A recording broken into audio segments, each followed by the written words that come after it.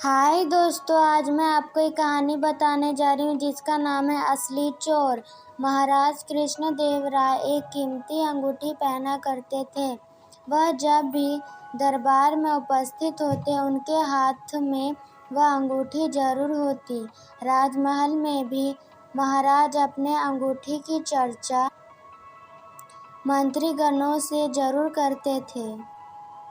एक बार राजा कृष्णदेव राय बहुत उदास होकर सिंहासन पर विराजमान हुए तो तेनाली राम ने उनके उदासीपन के बारे में पूछा। फिर महाराज ने बताया कि उनकी वह अंगूठी चोरी हो चुकी है और उन्हें शक था कि उनके 12 अंगरक्षकों में से ही किसी ने उनका अंगूठी को चुराया है, क्योंकि श्री कृष्णदेव राय का सुरक्षा घेरा बहुत सख्त था।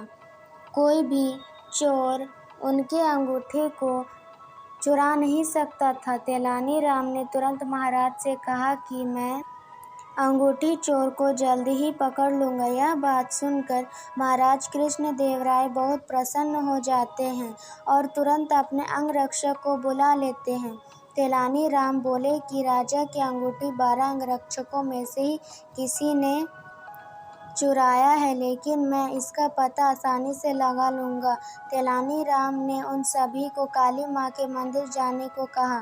मंदिर पहुंचकर तेनाली राम पुजारी के पास गए और उन्हें कुछ निर्देश दिए। इसके बाद तेनाली राम अंगरक्षकों से कहते हैं कि आप सबको बारी बारी मंदिर जाकर माँ काली के चरणों को छूना है और फौरन निकल जाना है। ऐसा करने से माँ काली आज रात सपने में मुझे उस चोर का नाम बता देंगी।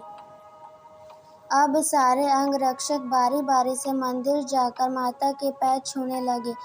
जैसे ही कोई अंगरक्षक पैर छूकर बाहर निकलता, तेनाली राम उसके हाथ सूंघते और कतार में खड़े कर देते। कुछ ही देर में सभी अंगरक्षक कतार में खड़े हो गए। महाराज ने बोला कि चोर का पता तो कल सुबह लगेगा।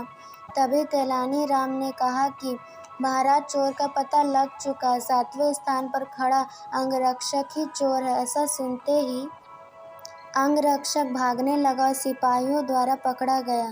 राजा और बाकी सभी लोग आश्चर्यचकित हो गए कि तेनाली राम ने असली चोर का पता कैसे कर लिया। तेनाली राम ने कहा कि पुजारी जी से कहकर मैंने काली माँ के पैरों में तेज सुगंधित इत्र का छिड़काव कर दिया था, जिसके कारण जो भी माँ के पैरों को छूता उसके हाथों में सुगंध आ जाती। लेकिन जब मैं 7वें अंगरक्षक के हाथ को सूंघा तो मुझे कोई भी महक नहीं आई।